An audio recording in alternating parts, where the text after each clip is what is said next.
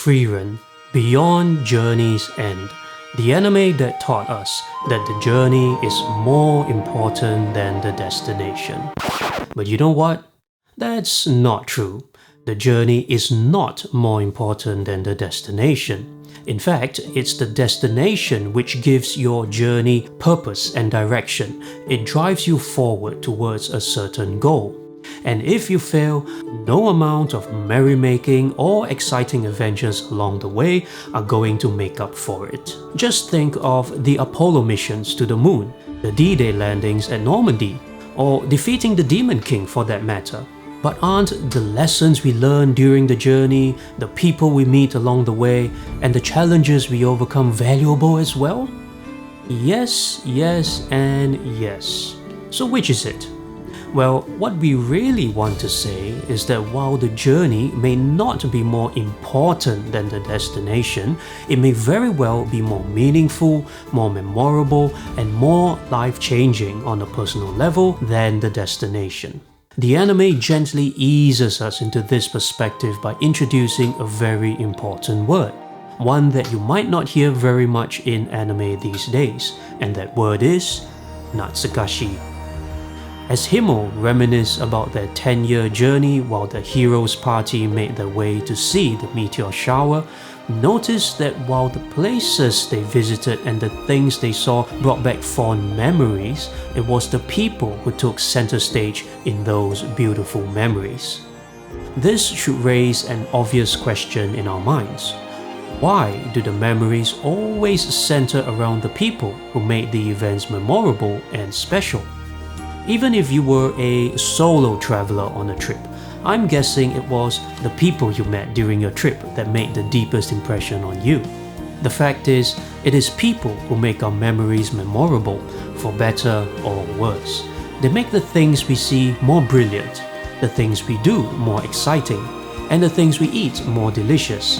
They bring the greatest joy, and alas, the greatest sorrow, as Frieren painfully learns when Himmel passes away. The pain of regret is never deeper than when a person we treasure is no longer there, leaving us to wonder if we should have spent more time with them. We suddenly realize a timeless truth, one which forms the central premise of Sousou no Frieren. No, it's not about how to handle the loss of a loved one. It's not about the feeling of aimlessness when one has achieved a goal. And it's definitely not about the passage of time and how we remember people after they're gone. The anime simply seeks to answer one central question. What role do relationships play in our lives, and how can we best manage them to achieve a fulfilling life? Sousou no Frieren is desperately trying to tell us that of all the things you could gain, achieve, or do in life, relationships are the ultimate determiner of one's happiness and fulfillment, so do everything you can to manage them well.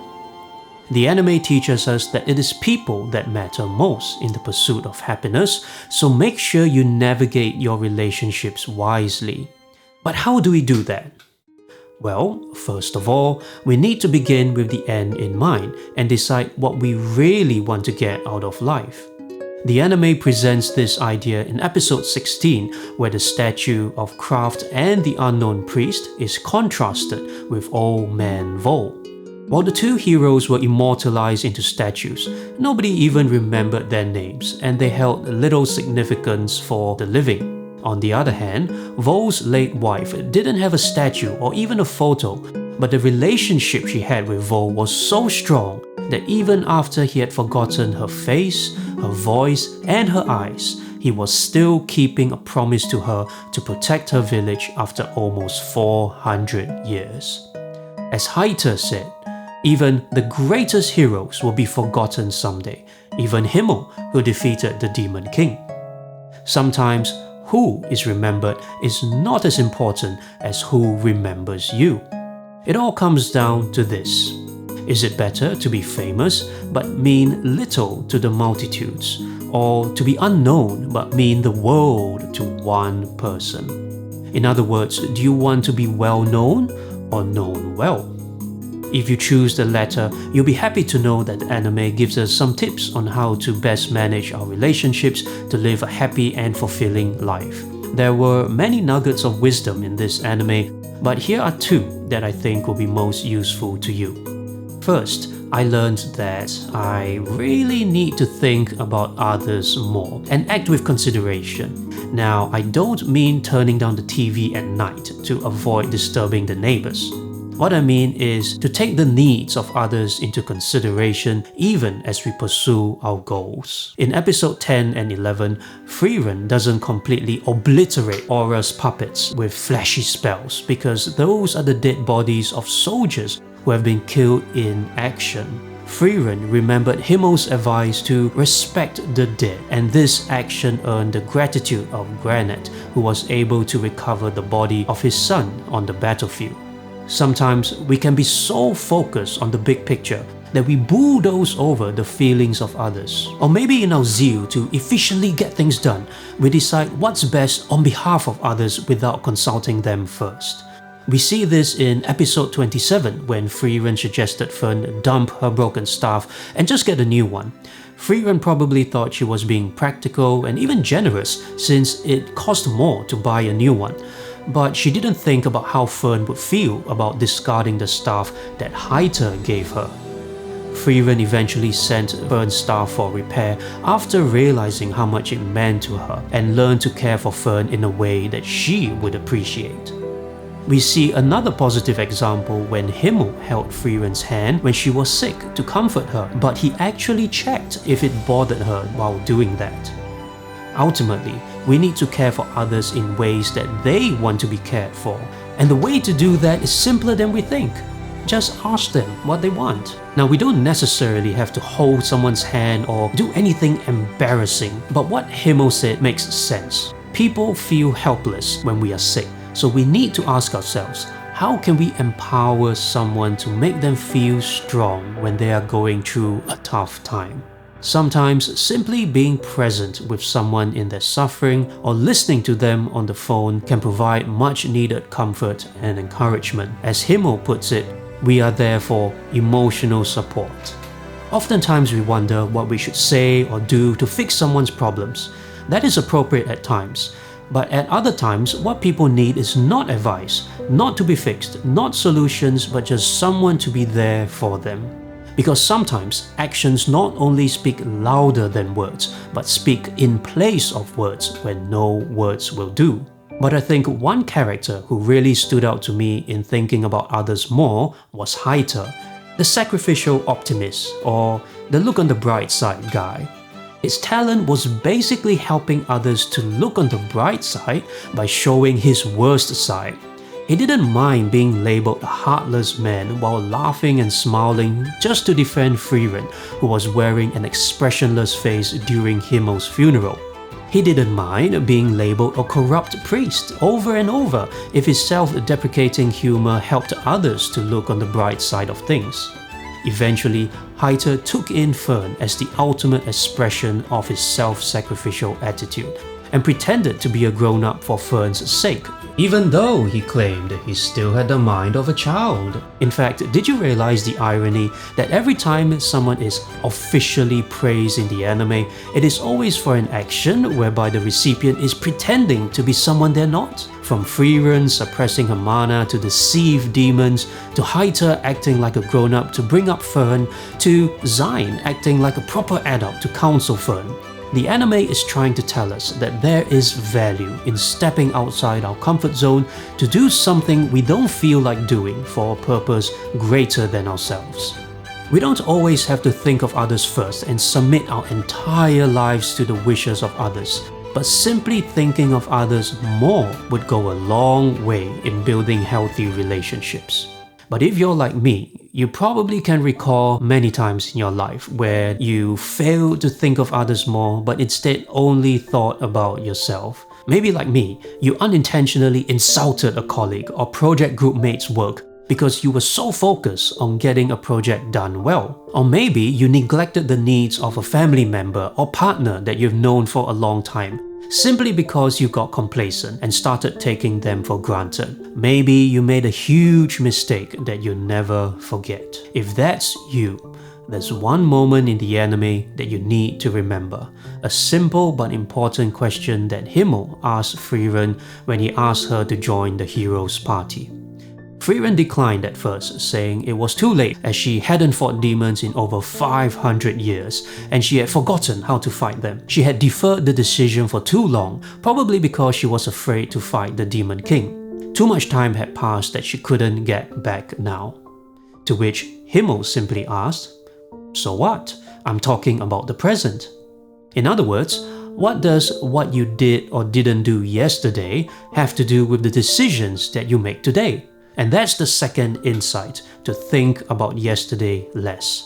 There's a popular branch of psychology and psychotherapy that loves to focus on the past, to dig up past relationships with your parents and events from your childhood. What you end up with is a very good understanding of the negative events that got you to where you are, but not a very clear idea on how to move forward.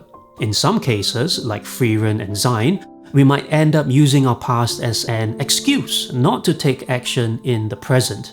What you actually need to remember is that who you are today is infinitely more important than who you were yesterday. Yesterday might help you understand today, but it is what you decide to do today that defines your tomorrow. And that's what Frieren was trying to tell Zine. She wasn't making him do something she wanted. She was giving him the courage to do what he wanted by giving him the kick that he needed to leave the past behind and become an adventurer.